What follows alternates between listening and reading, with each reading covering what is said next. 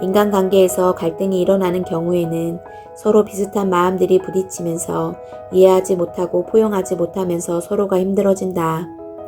이러한 갈등 관계는 상황이 변하거나 아니면 조금만 마음을 돌이키면 이내 갈등이 풀릴 수가 있다. 하지만 상대가 흔히 보통 사람들이 생각하는 상식선을 벗어나는 행동을 하는 사람이라면 극도의 미움과 원망하는 마음이 생길 수 있다. 지영 씨는 시어머니의 험한 말 때문에 상처를 받아서 한동안 힘들었지만 마음 공부를 통해 시어머니를 미워하고 원망했던 마음이나 시어머니에게서 받았던 상처를 말끔히 치유한 사람이다. 지영 씨의 큰딸은 어렸을 때 생사의 고비를 넘었다. 딸아이가 돌도 채 안 되던 어느 날 아이가 채기로 며칠간 고생한다 싶더니 그 후유증으로 하루는 열도 없이 마른 경기를 5차례나 이어서 하였다. 얼굴빛이 검푸른 빛으로 바뀌고 숨도 멈춘 지 너무 오래된 것처럼 느껴져서 신발도 제대로 신지 못한 채 아이를 안고 동네 병원으로 달려갔다. 의사는 응급 상황이니 큰 병원으로 어서 가라고 했다. 그 말을 듣고 지영 씨는 뛰는 가슴을 안고 큰 병원 응급실로 달려갔고 병원 측에서 몇 가지 검사를 하고 나서 경기보다 심장결손이 문제라며 다음날 바로 수술을 하자고 했다. 수술 비용이 1,000만 원 정도였는데 당시 남편은 군 복무 중이었고 시댁에서 분가한 지도 얼마 안 되던 때라 지영 씨는 가진 돈이 없었다. 그래서 믿을 사람은 시부모님 뿐이라고 생각하고 달려가서 수술 비용을 빌려주시면 반드시 갚겠다고 부탁드렸다. 그러나 시어머니의 대답은 너무나 충격적이었다. 병든 자식 고치는 것보다 자식을 다시 낳는 것이 돈이 적게 들 수 있다. 차라리 그 자식을 포기해라. 시어머니께서 하신 말씀이 지영 씨의 가슴속 깊이 못이되어 박혔다. 결혼하고 바로 본가에 들어가서 시부모님을 2년 가까이 모시고 살아서 시어머니 품성을 모르는 것도 아니었다. 밭에 호박이 나뒹굴어도 남을 주는 것보다 내 밭에서 거름대는 게 100배 낫다고 여기는 심성 때문에 이웃들에게도 인심을 잃으셨고 친자식들조차 자기 엄마를 팥쥐 엄마라 부를 정도로 냉정하신 분이었다. 지영씨 부부가 부모님과 함께 살던 집에는 방 한 칸을 세놓고 있었는데 부인도 없이 어린 두 딸을 건사하는 아저씨가 살고 있었다.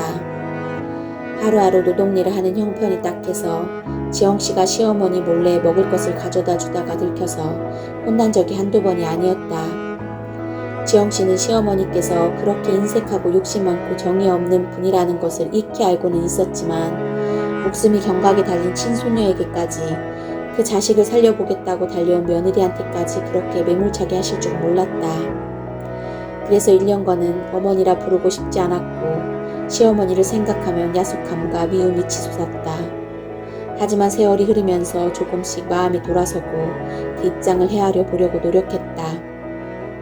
살아온 인생이 오죽험하고 물질적으로 얼마나 고생했으면 그러셨을까 하며 이해하려 들자 시어머니가 가여웠고 그러면서 원망도 옅어졌다. 하지만 또 다른 일이 벌어지면 전에 겨우 가라앉아 있던 미움까지 보태지면서 그럼 그렇지 그 성격 어디 가나 사람 쉽게 변하지 않지 역시 우리 어머니 심술보는 이 세상 최상인 것 같아 라고 하면서 빈정거리곤 했다. 그렇게 시어머니에 대한 미운 마음이 갈수록 짙어질 무렵 마음 공부를 시작한 지영씨는 시어머니에 대한 미움 때문에 괴로운 마음을 해결하고 그 불씨를 이젠 끄고 싶다는 생각이 간절해졌다. 그래서 무슨 일이든 노력하면 된다는 생각으로 시어머니께 잘해드리려고 매주 찾아가 배웠다. 함께 목욕하면서 등도 밀어드리고 좋아하는 맛있는 것도 사드리고 밥상도 정성껏 차려서 도란도란 모여 먹기도 하며 마음을 열려고 애썼다. 1년 가까이 그런 노력을 하는데도 시어머니와 지영씨 사이에는 완전히 허물 수 없는 벽이 있었다. 그래서 지영씨는 도대체 시어머니를 왜 미워하는지 근본적인 원인을 헤아려 보았다. 우선 어려움을 당했을 때 도와주지 않았다는 즉 시어머니께 바라는 마음이 문제였다. 지영씨는 자기가 시어머니께 돈을 맡긴 적도 없고 시어머니가 꼭 도와줘야 할 의무가 있는 것도 아니었는데 마치 당연히 도와주어야 한다는 생각을 하고 있었던 것이다. 물론 도와주면 감사하게 쓰고 갚으면 되지만 안 도와준다고 해도 그러한 것은 인연과 인과에 의해 그런가 보다 하고 생각하면 되는데 그러지 못한 것이다.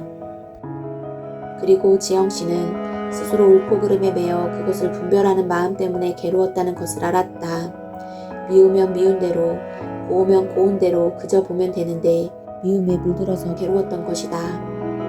무엇보다도 시집살이를 2년이나 했으니 당연히 도와주시겠지 하는 식의 고정관념과 편협하고 옹졸한 생각이 괴로움을 만들어낸 것이었다.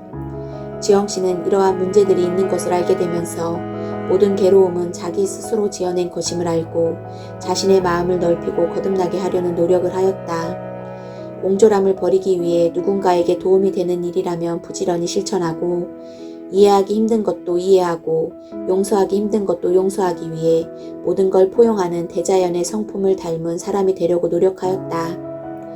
그리고 가급적이면 시어머니가 있었기에 남편을 만날 수 있었고 남편이 있기에 내 소중한 자식을 얻었지 하며 시어머니께 감사한 마음을 갖도록 생각을 바꾸려고 했다.